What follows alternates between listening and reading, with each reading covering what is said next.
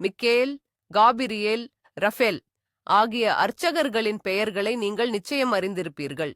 அவர்கள் புனித நூல்களில் குறிப்பிடப்பட்டுள்ளனர். அவர்களுக்காக ஆலயங்கள் கட்டப்பட்டுள்ளன. மேலும் அவர்களின் உருவங்கள் கலைஞர்களுக்கு உத்வேகம் அளிக்கின்றன.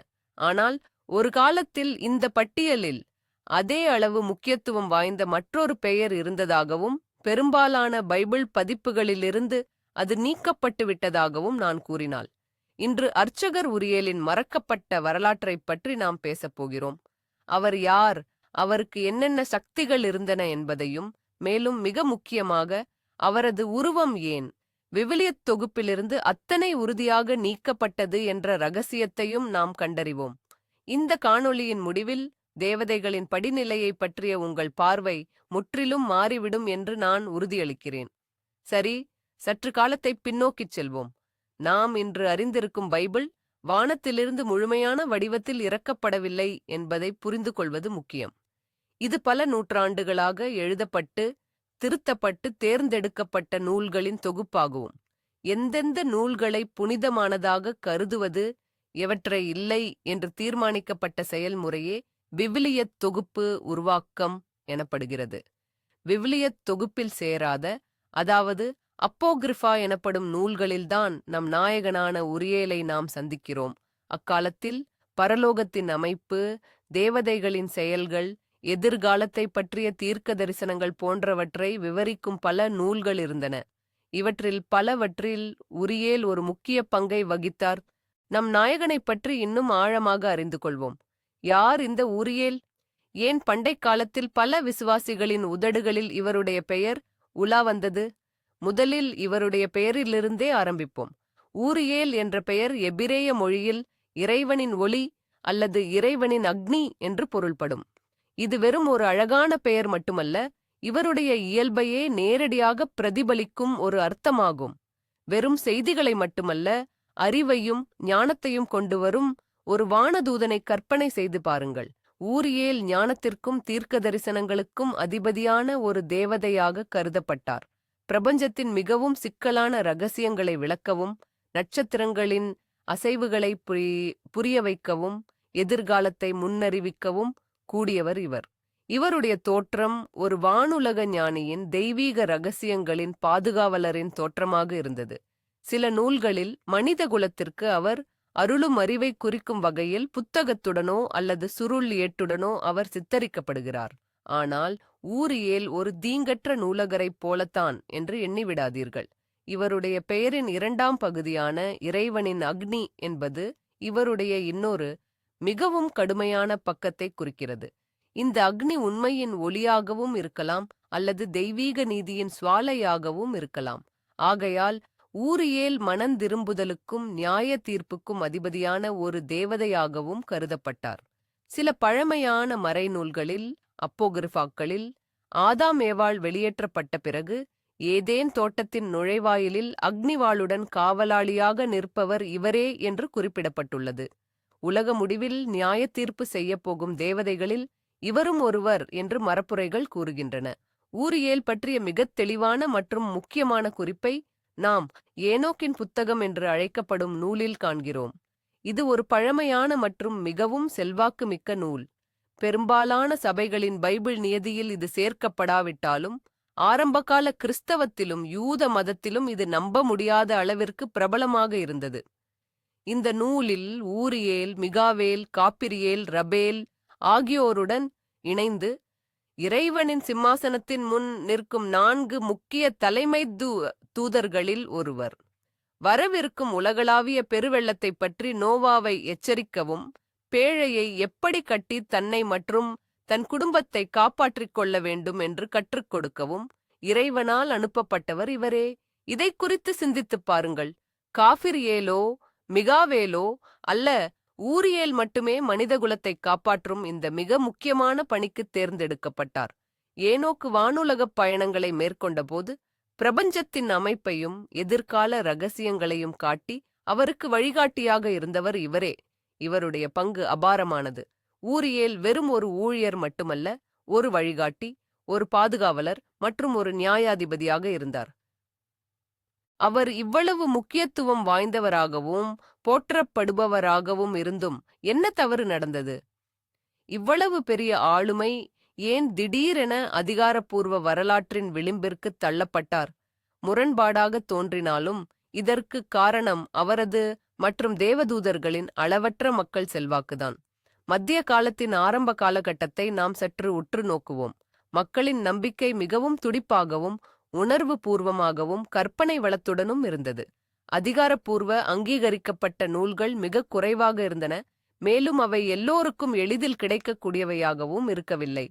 ஆனால் அதே சமயம் எண்ணற்ற நாட்டுப்புற கதைகள், மறைக்கப்பட்ட சுருள்கள், அப்போக்ரிஃபாக்கள் மற்றும் பல்வேறு மாய மத போதனைகள் செழித்து வளர்ந்தன.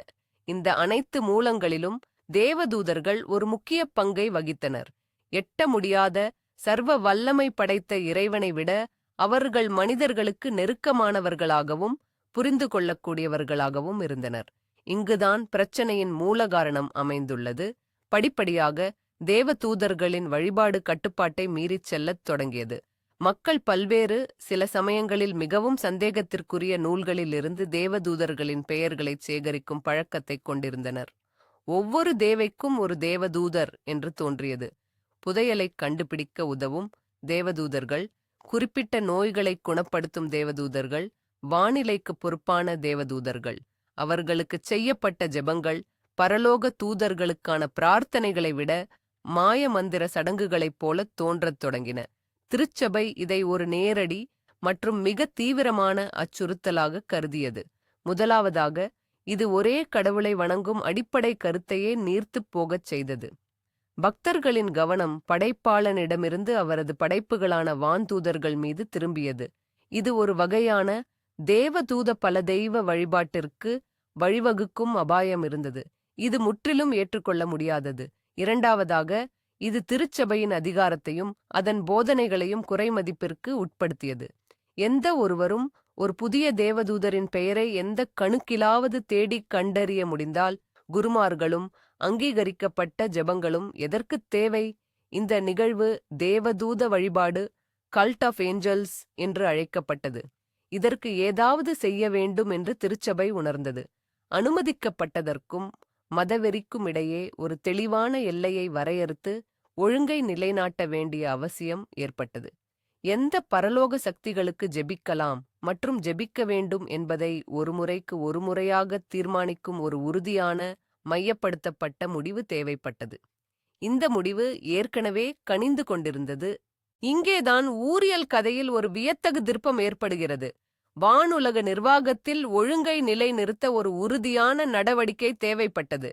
மேலும் இந்த நடவடிக்கை நம் பேரரசன் ஊரியலுக்கு நேரடி விளைவுகளை ஏற்படுத்தியது.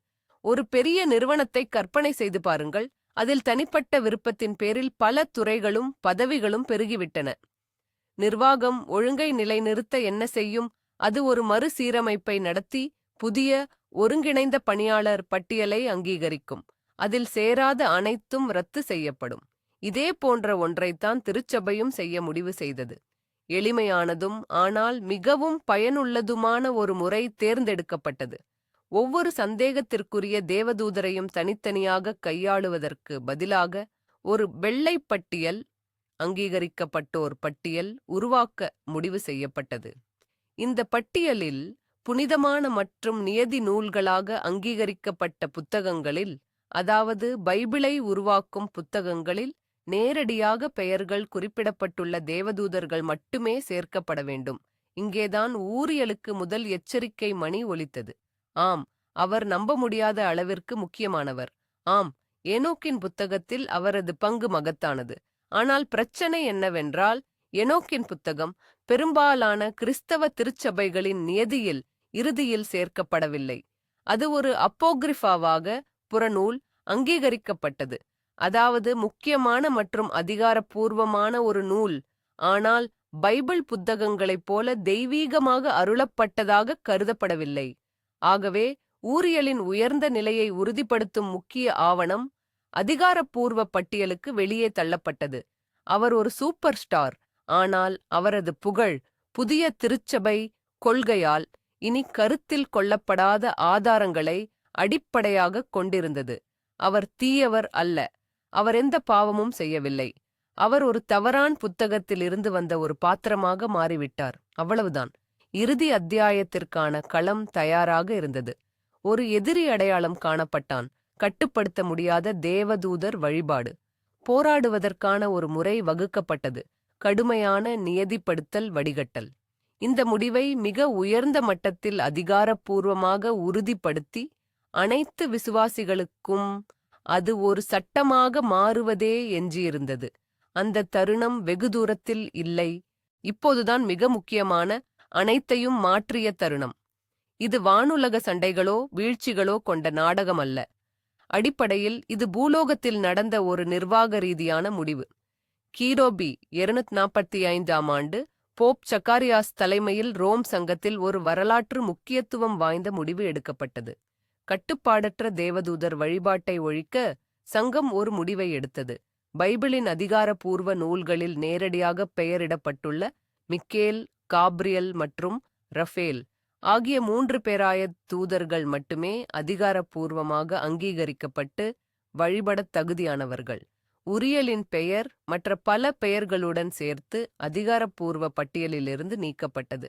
அவரை ஒரு பேயாகவோ அல்லது வீழ்ந்த தேவதூதராகவோ அறிவிக்கவில்லை. இல்லை, அவர் வெறுமனே புறக்கணிக்கப்பட்டார். அவரை வழிபடுவது மதவெறி என்று தடை செய்யப்பட்டது. உரியல் நம்பிக்கையை தரப்படுத்தும் செயலுக்கு பலியானார்.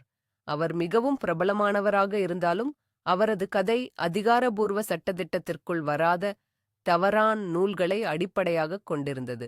இது ஒரு திருப்புமுனையாக அமைந்தது.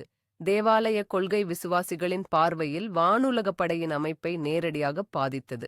சுருங்கச் சொன்னால், உரியலின் கதை பாவம் அல்லது வீழ்ச்சியை பற்றியதல்ல. மனிதர்களின் முடிவுகள், சங்கங்கள் மற்றும் கட்டளைகள் நாம் நம்புவதை எப்படி உருவாக்குகின்றன என்பதற்கான கதை இது. உரியல் இறைவனின் ஒளி அணையவில்லை.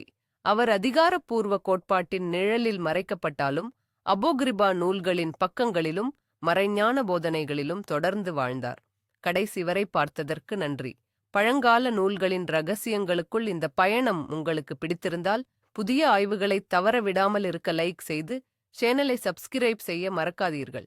இப்போது உங்களுக்கான கேள்வி: உரியலை அதிகாரப்பூர்வ பட்டியலிலிருந்து நீக்கியது நியாயமானதா என்று நீங்கள் நினைக்கிறீர்களா? அல்லது பழங்கால நூல்களிலிருந்து வேறு ஏதேனும் காணாமல் போன் கதாபாத்திரங்களைப் பற்றி உங்களுக்கு தெரியுமா? உங்கள் கருத்துக்களை கருத்துப் பெட்டியில் பகிர்ந்து கொள்ளுங்கள்.